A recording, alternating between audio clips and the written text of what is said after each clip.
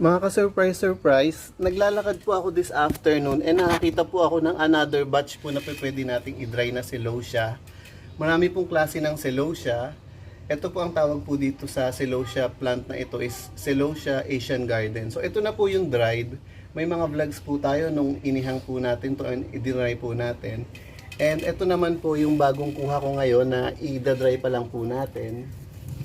So ganito po yung itsura niya pag hindi pa po siya nadadry.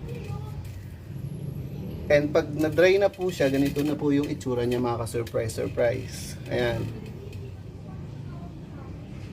So, ayun po, ito na po yung finished product na nakalagay po sa vase. So, ganito po yung itsura niya. Marami po nito sa Philippines, kaya pag nakakita po kayo around,